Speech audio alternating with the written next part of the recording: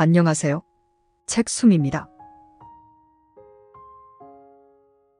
입은 은혜는 생각하되 베푼 은혜는 생각하지 말아야 하고 자기 허물은 잊을 수 없더라도 원한만은 잊어야 한다.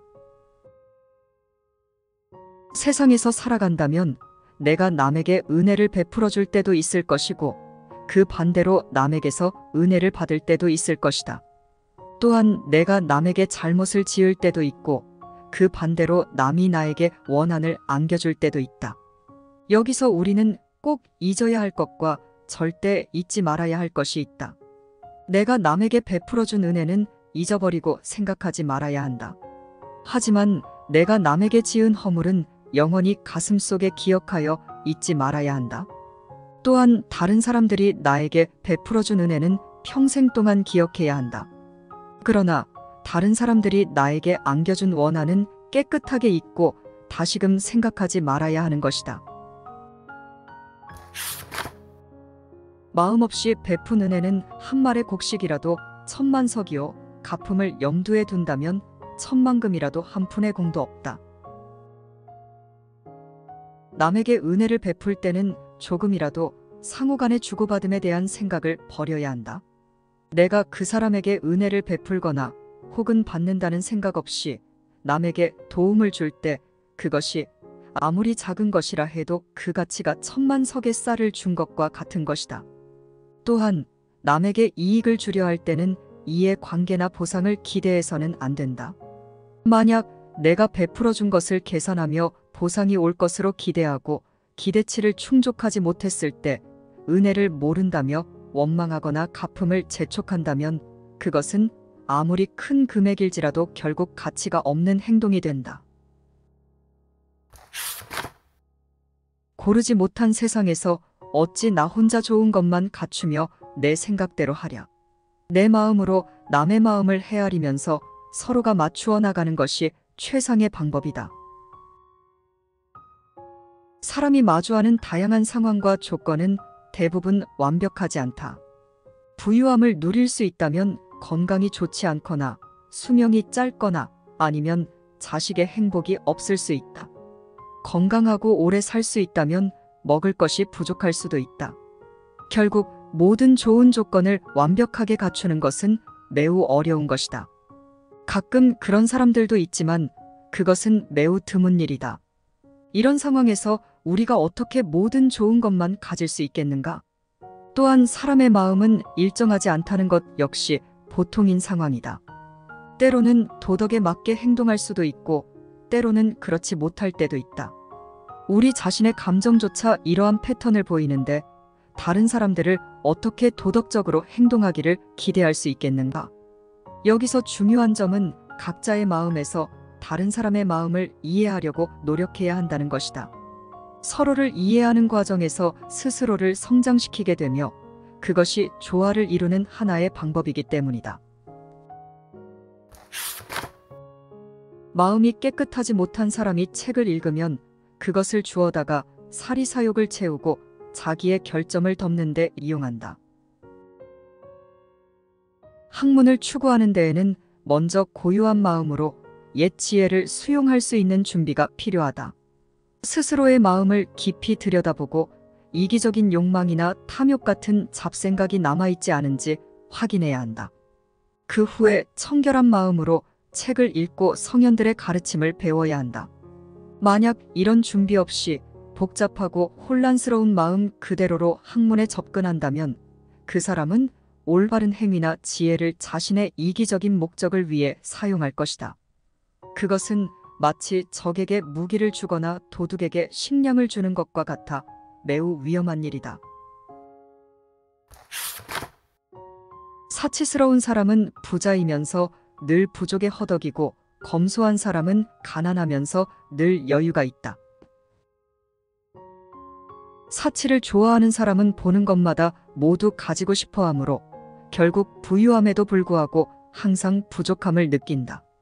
반면에 검소를 추구하는 사람은 필요할 때만 사용하고 나머지는 아껴두기 때문에 실제로는 가난해도 항상 여유가 있다. 그래서 부자임에도 불충분함을 겪는 것보다 가난하지만 부족함을 모르며 여유롭게 살아가는 것이 얼마나 행복한 일인지. 재능이 있는 사람은 그 재능을 과시하려다 보니 종종 곤란한 상황에 처하며 많은 사람들의 원망을 산다. 그러나 재능이 없는 사람은 서투르기 때문에 꾸밈없이 솔직하게 살아가며 그 결과로 자신의 진실된 마음을 온전히 지킬 수 있다. 결국 노력해서 많은 원망을 받느니 차라리 서투르더라도 평온하게 진실된 마음으로 살아가는 것이 낫지 않겠는가. 독서의 성현의 뜻을 보지 못하면 문자의 노예여. 학문의 실천이 없으면 입으로만 하는 참선이다. 책을 읽는다는 것은 옛 성현의 고귀한 정신을 찾아 배우는 것이다. 그러나 책을 읽으면서도 성현의 진정한 의미를 찾으려 하지 않고 단지 문장에만 집중하여 이해하고 외우려 한다면 그것은 결국 글씨와 종이, 즉 문학의 노예일 뿐이다. 공직에 있는 사람들은 단순히 권력을 행사하며 즐기기 위해 그 자리에 있는 것이 아니다.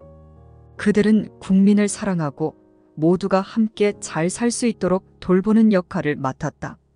만약 자신의 역할을 잊고 권력만 부리며 국민을 학대한다면 그 사람은 결국 나라에서 월급을 받으며 도둑질하는 것과 다름없다. 옛 성인의 가르침을 연구하는 것은 실제로 행동으로 옮기는 데 중요한 의미가 있다.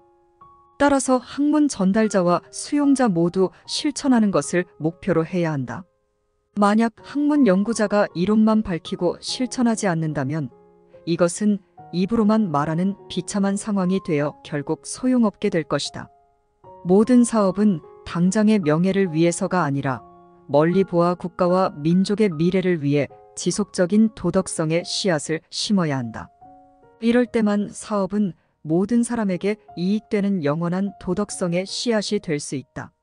만일 사업 중에 도덕성의 씨앗 심기를 잊고 자신만의 행복만 추구한다면 아무리 큰 일이라 해도 금방 시들어버리는 헛된 꽃이 될 뿐이다. 인간의 낡은 지혜로 엮어진 무가치한 책과 요사스런 음악보다 자기 마음속에 있는 본성의 참의 문장을 읽고 참의 소리를 들을 줄 알아야 한다. 사람의 마음속에는 모두에게 공통적으로 존재하는 진정한 가치를 담은 문장이 있다. 이것은 타고난 본질적인 성향, 즉 진실한 마음에서 나오는 말이다. 그러나 아쉽게도 이것은 인간의 허무한 지혜로 쓰여진 무가치한 책 때문에 감추어져 있어 사람들이 자신 안의 아름다운 진실을 읽지 못하게 된다. 또한 사람의 마음속에는 각자에게 고유하게 주어진 참된 음악이 있다.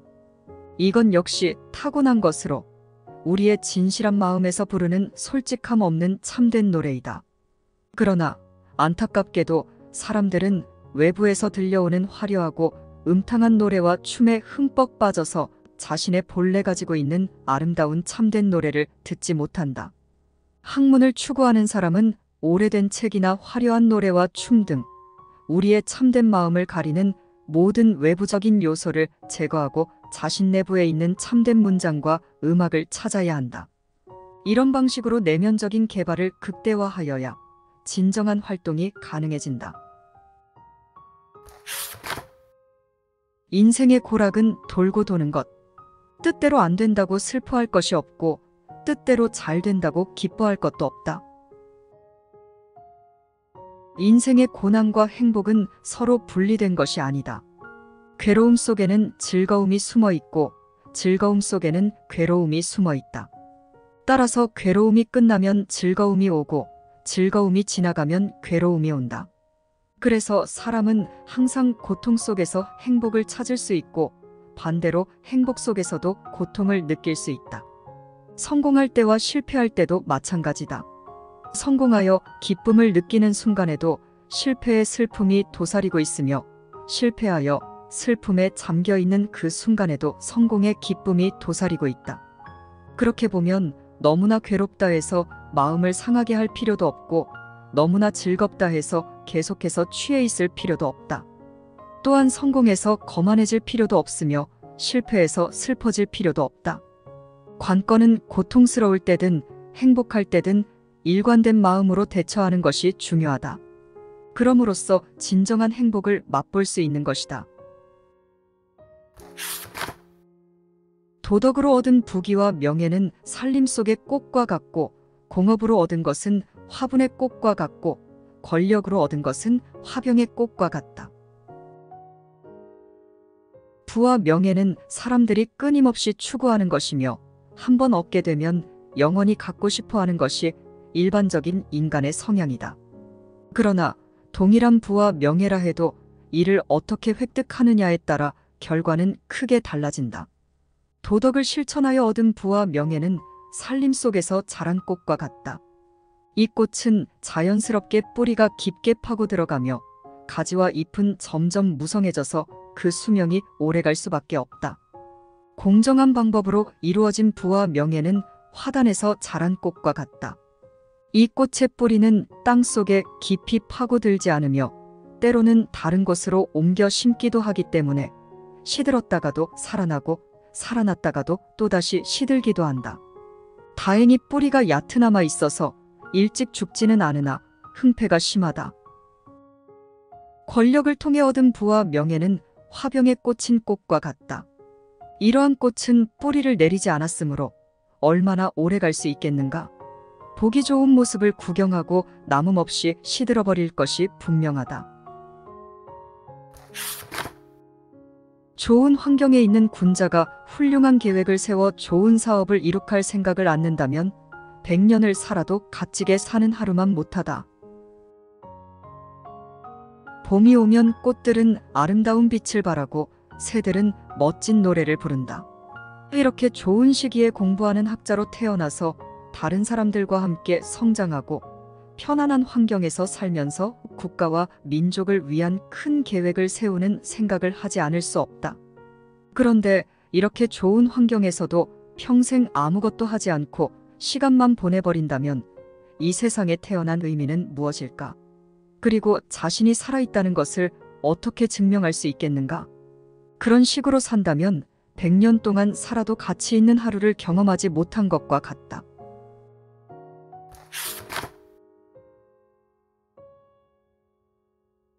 시청해주셔서 감사합니다.